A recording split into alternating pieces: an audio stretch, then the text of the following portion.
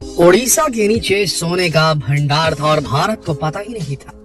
कहते हैं जब ऊपर वाला देता है तो छप्पर फाड़ के देता है, और इस बार भारत के ऊपर वाला कुछ ज्यादा ही मेहरबान लग रहा है।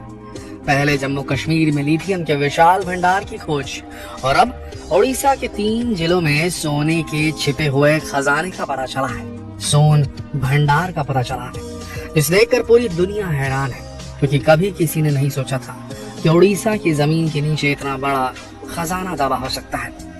आज के इस वीडियो में हम आपको उड़ीसा में ढूंढे गए सोने के इन विशाल भंडारों के बारे में जानकारी देने जा रहे हैं, और साथ ही ये भी देखेंगे कि जमीन के नीचे छिपे खनिजों के बारे में आज भी इतनी कम जानकारी क्यों है। तो बस बने रहिए वीडियो के अंदर।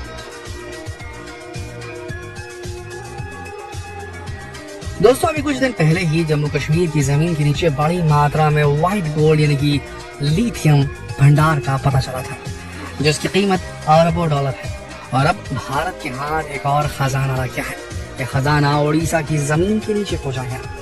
जियोलॉजिकल सर्वे ऑफ इंडिया यानी GSI ने अपने सर्वे में पाया है कि उड़ीसा के 3 जिलों में सोने के विशाल भंडार है। उड़ीसा के खनन मंत्री प्रफुल्ल मलिक ने बताया कि भंडार देवघर, क्योंझर और मयूरभंज जिले में पाए गए हैं। इसमें मयूरभंज जिले का सूर्यागुड़ा, रुआसिला, दुशुरा पहाड़ी और जोशीपुरा क्षेत्र शामिल है। देवगढ़ के आदास और क्योंझर का दिमिरी मुंडा, कुशकला, गोटीपुर और गोपुर में भंडार मिला है। अजय ऐसा नहीं है कि पहली बार इस इलाके में इस तरह का कोई सर्वे किया गया हो। साल 1970 और 1980 में GSI का सर्वे करवाया गया था, लेकिन उसका रिजल्ट पब्लिक नहीं किया गया था। मगर पिछले 2 सालों से GSI इन तीनों जिलों के अंदर लगातार सर्वे कर रही थी, जिसके बाद यह पता चला कि इन जगहों पर सोने का भंडार है। फिलहाल ये अभी तक साफ नहीं हुआ है कि इन 3 जिलों में मिला सोने का भंडार कितना बड़ा है और इसमें कितनी मात्रा में गोल्ड मौजूद हो सकता है। लेकिन ये तो तय है कि ये सोना हमारे देश के सोने की जरूरत को काफी हद तक पूरा कर सकता है, क्योंकि हमारा देश दुनिया में सोने का सबसे बड़ा उपभोक्ता है और अभी हमें अपनी जरूरत का ज्यादातर सोना इम्पोर्ट करना पड़ता है, आयात करना पड़ता है दूसरे देशों से, जो महंगा पड़ता है। इस भंडार के मिलने के बाद हम शायद दूसरे देशों को भी सोना एक्सपोर्ट कर पाएंगे, ऐसा अंदेशा लगाया जा रहा है, अनुमान लगाया जा रहा है। अभी फिलहाल भारत में सोने का सबसे अधिक उत्पादन कर्नाटक राज्य में होता है। यहाँ की कोलार, हुट्टी और ऊटी नामक खानों में सबसे अधिक सोना निकाला जाता है। इसके अलावा आंध्र प्रदेश और झारखंड की हीराबुद्दीनी और केंद्रू कोचा की खानों के कुछ भागों से भी सोना निकाला जाता है। दोस्तों, उड़ीसा में हुई सोने की खोज से पहले देश में पहली बार लिथियम का भंडार मिला था। यह भंडार जम्मू कश्मीर के रियासी में मिला था। ये जियोलॉजिकल सर्वे ऑफ इंडिया यानी कि GSI के मुताबिक ये भंडार 59 लाख टन का है। इतनी बड़ी मात्रा में लिथियम मिलने के बाद भारत को अब इसके लिए बाकी देशों पर निर्भर रहना नहीं पड़ेगा। लिथियम सफेद रंग का एक धातु होता है जो सबसे ज्यादा बैटरी बनाने के लिए इस्तेमाल किया जाता है, इसलिए इसे व्हाइट गोल्ड भी कहा जाता है। इस तरह हमारे देश में कई नए खनिज भंडारों का पता चल रहा है, लेकिन जमीन के किस हिस्से में सैकड़ों फीट की गहराई पर क्या छिपा है, ये जानना आज भी आसान काम नहीं है। इसीलिए तो सदियों से छिपे हुए खनिज के भंडार को अभी तक नहीं ढूंढा जा सका है। अभी तक वैज्ञानिक ऐसी कोई सटीक टेक्नोलॉजी डेवलप नहीं कर पाए हैं जिससे ये बताया जा सके कि जमीन के किस हिस्से में क्या दबा हुआ है। इसके लिए खुदाई ही एकमात्र माध्यम है, जो ये काफी महंगा पड़ता है और अनिश्चित होता है कि कुछ मिलेगा भी या नहीं मिलेगा। सफलता की गारंटी बेहद कम होती है। सबसे बड़ी वजह है कि कई देश जिनकी जमीन में करोड़ों अरबों के खजाने दबे हुए हैं, वो उनका सही उपयोग नहीं कर पा रहे। इसका एक सबसे बड़ा उदाहरण हमारा पड़ोसी देश पाकिस्तान है।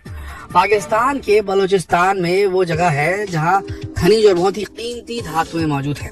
रिपोर्ट्स की माने तो पाकिस्तान के इस हिस्से में इतना सोना है जो पाकिस्तान की गरीबी को दूर कर सकता है।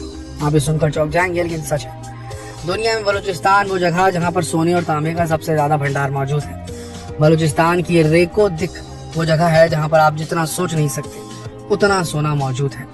लेकिन पाकिस्तान के पास ना तो इतने संसाधन है और ना ही पैसा कि वो वहाँ की जमीन में छिपे खजाने को निकाल सके, और इसीलिए चीन पाकिस्तान के इस हिस्से पर कब्जा करने के लिए इतना बेचैन है, क्योंकि वो इस जगह की कीमत जानता है।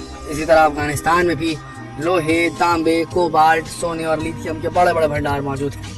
अमेरिका की एजेंसी के अनुसार अगर अफगानिस्तान के खनिज भंडारों का प्रयोग किया जाए तो ये सऊदी अरब की बराबरी कर सकता है। अमेरिका के जियोलॉजिकल सर्वे की तरफ से साल 2010 में यहाँ पर एक सर्वे कराया गया था। इस सर्वे में वैज्ञानिकों को अफगानिस्तान में करीब $3 ट्रिलियन मूल्य के खनिज के भंडारों का पता लगा था। इसमें रेयर अर्थ मेटल जैसे कि लैंटम और नियोडियम और एल्यूमिनियम, सोना, चांदी, जस्ता, पारा, इसके विशाल भंडार है।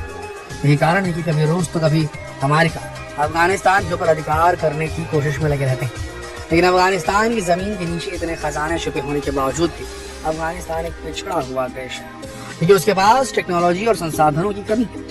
लेकिन इस मामले में ये देश दूसरे देशों की मदद ले सकते हैं, जैसे कि सऊदी अरब और दूसरे मिडिल ईस्ट के कंट्रीज की। जैसे कि सऊदी अरब ने ली थी मदद, जैसे कि मिडिल ईस्ट की दूसरी कंट्रियों ने अपने देश में ऑयल को निकलवाने के लिए ली थी मदद। सऊदी अरब में तेल की खोज एक अमेरिकी कंपनी ने की थी दोस्तों। इसके बाद दोनों के बीच समझौता हुआ और अमेरिकी कंपनी ने सऊदी अरब की जमीन से तेल निकालना शुरू कर दिया, जिसका फायदा दोनों देशों को हुआ।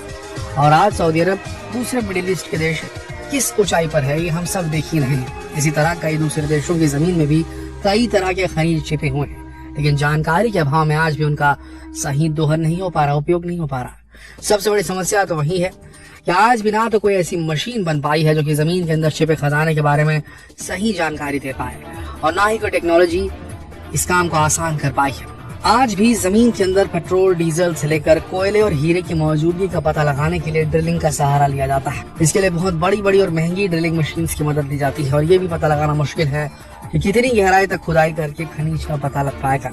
इसलिए आज भी हमारे देश में कई खनिज भंडारों की सही जानकारी नहीं मिल पाई है। वहीं हमारे देश में अभी तक खनन की सही टेक्नोलॉजी मौजूद नहीं है। भारत की बात कर रहे हैं।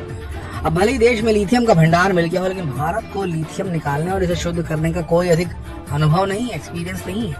ये लिथियम चट्टानों और अन्य खनिजों के साथ मिला हुआ है।